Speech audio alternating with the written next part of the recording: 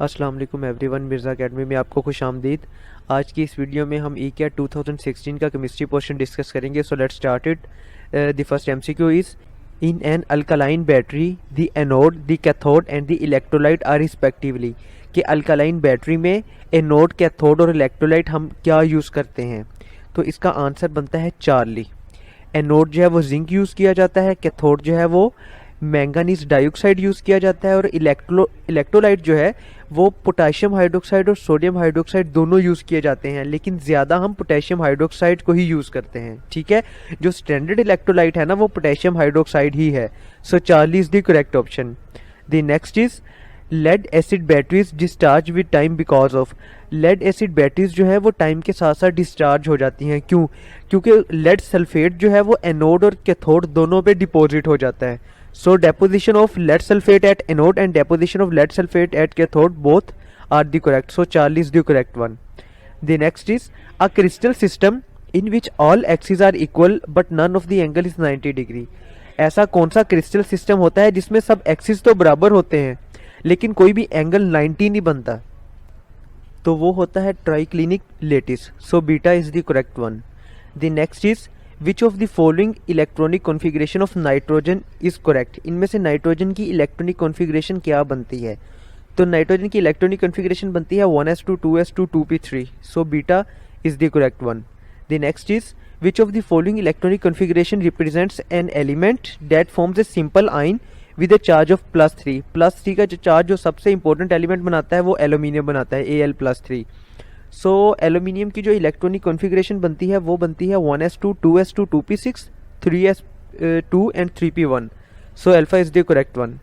The next is complete the reaction KMnO4 plus FeSO4 plus H2SO4 after reaction. क्या कौन सी products बनती हैं? तो रिएक्शन के बाद बनता है K2SO4 MnSO4 Fe2SO4 thrice and H2O। So delta is the correct one. The next is to ensure that ethanol is not used for drinking purpose it is converted to methyl spirit by adding। अच्छा, ethanol को अगर हम methylated spirit में convert करना हो तो हम 10% methanol use करते हैं और साथ कोई एडिटिव यूज़ करते हैं जैसे एसीटोन है या पायरिडीन है। So alpha is the correct one. The next is pickle. अचार जिसे कहते हैं when placed in path of current. अचार को जब करंट के पाथ में रख दें तो वो क्या करता है? तो वो करंट को कंडक्ट करता है। So alpha is the correct one. Which of the following ion has more electrons than protons and more protons than neutrons. अब देखें, पहले उन्होंने कहा है कि इलेक्ट्रॉन्स जो है वो प्रोटॉन से ज़्यादा हैं, इसका मतलब है कि उस पर नेगेटिव चार्ज है। तो इनमें से नेगेटिव चार्ज सिर्फ डेल्टा पे है। So delta is the correct one. The next is alkanes और paraffins are made up of. Alkanes जो हैं जिन्हें पैराफिन्स भी कहते हैं वो किस चीज़ से मिलके बनते हैं, मतलब किन एटम से मिलके बनते हैं? तो वो कार्बन और हाइड्रोजन से मिलके बनते हैं। ठीक है, so carbon and hydrogen is in delta. So delta is the correct one. The next is the volume of a gas at 0 degree Celsius is 100 centimeter cube, which will be the volume of the same gas at 546 degree Celsius assuming that pressure remain constant। Pressure जो है वो constant है तो इसमें formula लगेगा V0/V1 is equal to T0/T1। ठीक है, जब वैल्यूज हम पुट करेंगे तो हमारे पास जो वॉल्यूम बनता है वो बनता है 300 centimetre cube. Okay, the next is when water freeze it occupies. जब वाटर फ्रीज हो जाता है तो उसमें जो मॉलिक्यूल्स हैं उनकी अरेंजमेंट हो जाती है तो वो ज़्यादा स्पेस कवर करता है। So it covers 9% more space. Okay, the next is at Murree hill water will boil at about. Murree hill पे जो वाटर है वो 98 डिग्री सेल्सियस पे बॉयल हो जाता है। So Charlie is the correct one. The next is the noble gas have. Noble gas के पास क्या होता है? तो नोबल गैस जो है हमें ये पता है कि वो रिएक्टिव नहीं होती। ठीक है, इतना तो हमें पता है। सो इसमें से बनता है वो बनता है Charlie. No electron pair interaction. Electron pair की कोई इंट्रैक्शन नहीं होती, इस वजह से वो कोई बॉन्ड्स नहीं बनाती, इस वजह से वो रिएक्टिव नहीं होती। The next is the transition elements. Transition elements जो है वो मेटल्स होते हैं, उनका प्रेशर हाई होता है और वो वेरिएबल ऑक्सीडेशन स्टेट्स शो करते हैं। So delta all of the above is the correct option. The next is potassium पर मैंगानेट इज। पोटेशियम पर मैंगानेट जो है वो किस तरह काम करता है, एज ए क्या काम करता है वो? तो वो एज ए ऑक्सीडाइजिंग एजेंट काम करता है। So is a powerful oxidising agent. Beta is the correct one. The next is the following functional group is present in both aldehydes and ketones. ऐसा कौन सा फंक्शनल ग्रुप है जो दोनों aldehydes और केटोन्स में प्रेजेंट होता है? सो कार्बोनाइल ग्रुप हमारे पास जो है वो एल्डिहाइड्स में भी प्रेजेंट होता है और केटोन्स में भी प्रेजेंट होता है। Okay, the next is the following is an alcohol, इनमें से अल्कोहल कौन सा बनता है? सारी बात है, जिसमें OH होगा वो अल्कोहल होगा, ठीक है, और किसी में भी OH नहीं है, इसको OH नहीं समझ लेना, ये COOH है, ठीक है। The next is alkanes are non polar और weakly polar compound that are insoluble in. अब अल्केन्स जो है वो नॉन पोलर हैं, तो जाहिर बात है वो पोलर में इनसोलुबल होंगे, ठीक है। हमें पता था कि पोलर जो है वो पोलर में सोल्व होता है, नॉन पोलर जो है वो नॉन पोलर में सोल्व होता है। So alpha is the correct one. The next is aqua regia is found when HCl and HNO3 mixed in following ratio. अच्छा, एक्वा रेगिया तब बनता है जब हम कॉन्सेंट्रेटेड HCl और HNO3 को मिक्स करते हैं, और इनको रेशो इनकी क्या बनती है?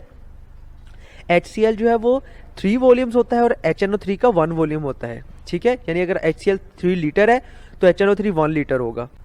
सो 3:1 is the correct answer. The next is benzene has an extraordinary stable molecule because of. अच्छा, बेंजीन के अंदर एक इलेक्ट्रॉन जो होता है, इलेक्ट्रॉन का क्लाउड वो मूव करता रहता है, ठीक है, वो लोकलाइज नहीं होता, वो डी लोकलाइज्ड होता है, इस वजह से वो स्टेबल होता है।